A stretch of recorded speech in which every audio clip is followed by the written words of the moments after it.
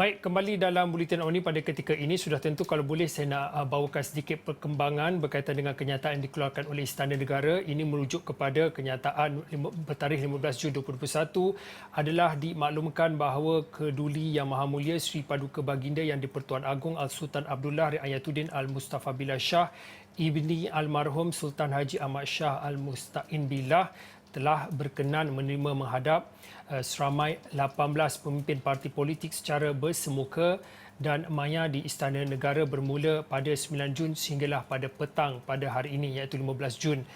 Selain pada pemimpin parti politik, Sri Paduka Baginda turut berkenan menerima menghadap Yang Berbahagia Tun Arifin Zakaria, Pengerusi Jawatan Kuasa Khas Bebas Darurat 2021 di Istana Negara. Dalam sesi-sesi menghadap para pemimpin parti politik, Sri Paduka Baginda telah berkenan mendengar pandangan-pandangan dari mereka tentang pelbagai isu. Perlu diperjelaskan bahawa sesi menghadap para pemimpin parti politik adalah atas inisiatif serta keprihatinan tinggi Sri Paduka Baginda dan berkaitan dengan usaha-usaha memerangi penularan jangkitan wabak COVID-19 serta pelaksanaannya semasa tempoh darurat. Dan susulan sesi-sesi menghadap ini, pandangan-pandangan yang telah pun dikemukakan oleh para pemimpin parti politik akan diwasilkan di perbincangan khas Raja-Raja Melayu pada hari esok yang akan bermula pada jam 2.30 petang. Selain daripada itu, beberapa pakar dari agensi-agensi kerajaan turut dijadualkan memberi sembah taklimat mengenai hal-hal berkaitan kesihatan, keselamatan, politik dan juga ekonomi negara di perbincangan khas Raja-Raja Melayu yang akan diadakan pada hari esok. Ini adalah kenyataan media daripada Istana Negara yang dikeluarkan oleh Datuk Indra Ahmad Fadil Syamsuddin, Datuk Pengelola Bijaya Diraja Istana Negara, dan pastinya butiran lanjut akan kami bawakan di esokawani.com dan pastinya di Awani 7.45. Baik, kita masih lagi bercakap dan juga memberi tumpuan kepada pasca pengumuman ataupun keputusan khas oleh Perdana Menteri sebentar tadi. Ini merujuk kepada Pelan Pemulihan Negara.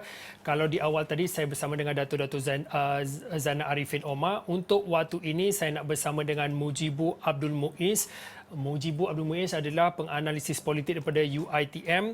Kau boleh sudah tentu sebagai seorang penganalisis politik sudah tentu melihat kepada fasa 1, fasa 2, fasa 3, fasa 4 yang paling dinanti-nantikan adalah apa yang disebutkan oleh Perdana Menteri sebentar tadi di fasa ketiga, iaitu jaminan untuk mengangkat ataupun mempertahankan sistem demokrasi berparlimen, iaitu sidang parlimen akan dibuka dalam fasa 3 di bawah Pelan Pemulihan Negara. Mungkin boleh beri sedikit pandangan Mujibu berkaitan dengan jaminan yang diberikan kerajaan melihat kepada sistem demokrasi berparlimen pada ketika ini yang dijunjung oleh kerajaan pada ketika ini dalam ucapan yang diberikan oleh Perdana Menteri sebentar tadi. Ya, terima kasih Fauzi.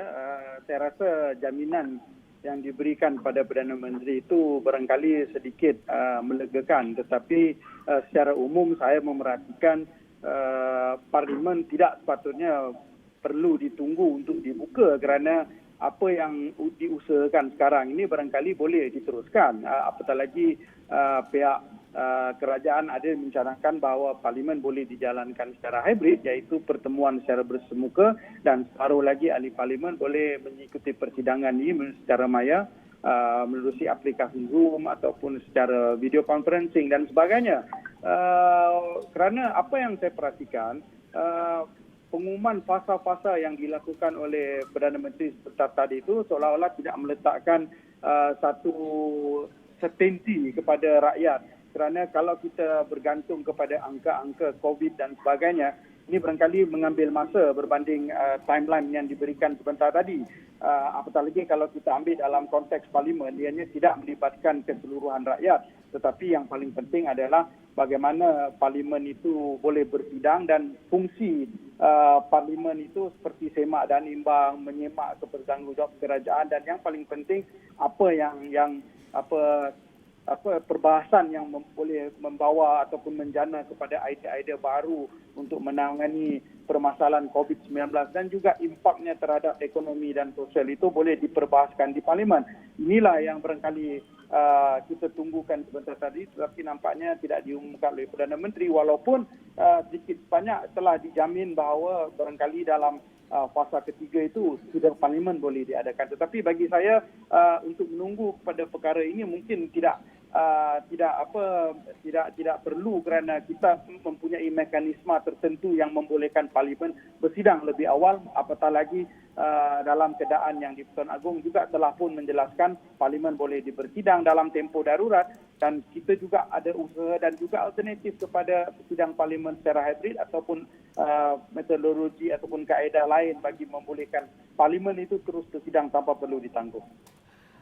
Mujibu, kalau boleh dalam kesempatan ini, saya nak tarik sedikit perhatian Mujibu selain pada kita melihat kepada Pelan Pemulihan Negara ini, seperti yang semua sudah maklum dan seperti yang saya bacakan pada awal tadi, kenyataan Istana Negara merujuk kepada tumpuan esok, iaitu melihat kepada perbincangan khas Raja-Raja Melayu esok. Sudah tentu kita melihat kepada perkembangan semasa dalam tempoh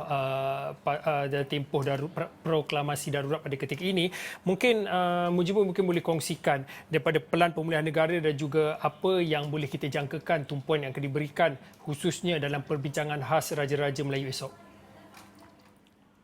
Ya, saya rasa sudah tentu Majlis Raja-Raja akan mengambil segala pertimbangan ya, kerana baginda tuanku semua sudah tentu cakna dan juga melihat perkara ini sebagai kemaslahatan rakyat yang sudah hampir tahun lebih, ya, nampaknya tidak selesai, dan barangkali perkara-perkara itulah yang bakal dibincangkan dalam Majlis Mesyuarat Raja-Raja. Kita juga mahu melihat sejauh mana Majlis Raja-Raja ini akan memberikan pandangan dan juga nasihat tuanku semua terhadap apa yang sepatutnya berlaku dalam konteks COVID-19 ini.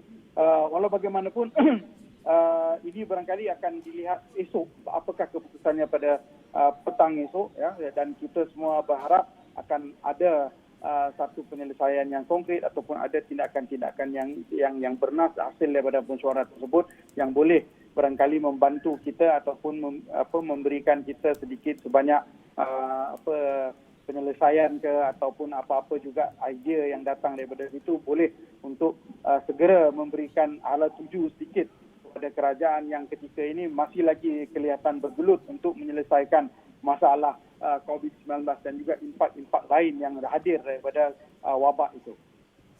Okey, baik. Terima kasih kepada Mujibu Abdul Muiz. Mujibu adalah penganalisis politik daripada UiTM, memberikan sedikit pandangan khususnya berkaitan dengan Pelan Pemulihan Negara yang diumumkan dalam perutusan khas Perdana Menteri Subatera tadi.